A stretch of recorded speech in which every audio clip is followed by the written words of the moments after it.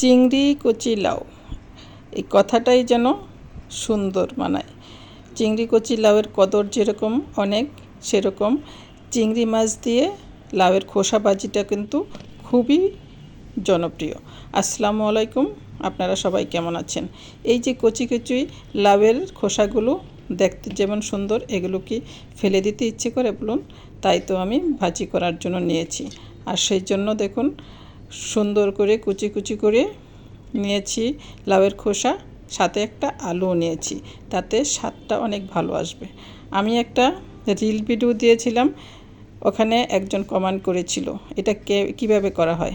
আমি তাকে বলেছিলাম আমি একটা রেসিপি দিয়ে দেব, আর তাই তো এই আয়োজন। এখন একটি ফ্রাই প্যান বসিয়ে দিয়ে দিলাম সয়াবিন তেল, তাতে দিয়ে দিলাম পেঁয়াজ কুচি। এটা যার যার স্বাদ মতো দেওয়া যাবে, খুব বেশি দিলেও ভালো আর খুব বেশি দিতে হবে এমনটাও না। আর সাথে কিন্তু অন্যান্য মশলাগুলো দিতে হবে। তো আমাদের দেশের লাউয়ের কদর গ্রামে গঞ্জে শহরে সর্বত্রই আছে, কারণ লাউ এত স্বাদের এবং টেস্টি, এর স্বাদ কেউই ভুলতে পারে না। আর বাংলাদেশের আনাচে কানাচে সর্বত্রই কিন্তু লাউ হয়, আর এই সিজনে লাউটা কিন্তু বেশ ভালোই পাওয়া যাচ্ছে, খেতেও বেশ টেস্টি হয়। আর সেই জন্য আমি লাউ কিনে এনে প্রায়ই খেয়ে থাকি। এখন দেখুন আমি দিয়ে দিচ্ছি বাটা রসুন, সাথে দিলাম হলুদের গুঁড়া, মরিচের গুঁড়া, ধনে গুঁড়া আর জিরা গুঁড়া। সামান্য পানি দিয়ে মশলাটাকে কষিয়ে নেব। মশলাটা ভালো করে কষানো হয়ে গেলে দিয়ে দিলাম কিছু চিংড়ি মাছ। আমার কাছে অল্প কিছুই চিংড়ি মাছ ছিল, তাই তো অল্প কিছু চিংড়ি মাছই দিয়ে দিলাম। পাশেও দেখতে পাচ্ছেন আমি কিন্তু লাউটাও রেডি করে রেখেছি, লাউটাও আমি চিংড়ি মাছ দিয়েই রান্না করব। আর এই তরকারিগুলো আমার ফ্যামিলিতে খুব ভালো চলে। দেখুন দেখতেই কত রঙটা, কত কম্বিনেশনটা কত ভালো লাগছে, তাই না?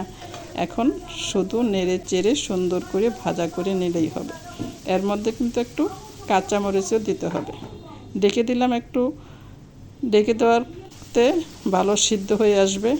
আর দেখুন কত সুন্দর হয়ে গেছে। তো বন্ধুরা, আপনারা যারা আমার ভিডিও দেখে পছন্দ করেন তারা অবশ্যই লাইক ও কমেন্ট করবেন, আর পাশে থেকে সব সময় সাপোর্ট করে যাবেন। তার মধ্যে একটু লবণও দিতে হলো, কারণ লবণ না দিলে কোনো তরকারিরই স্বাদ আসে না। এখন দেখুন কত সুন্দরভাবে সিদ্ধ হয়ে গেছে। একটু শক্ত শক্ত থাকলেও এটাকে যদি অনেক লাউয়ের একটু পানি উঠে, কিন্তু এটাতে বেশি পানি ওঠে নাই, যার জন্য সামান্য একটু পানি দিয়ে দিলাম যাতে ভালো করে সিদ্ধ হয়ে যায়।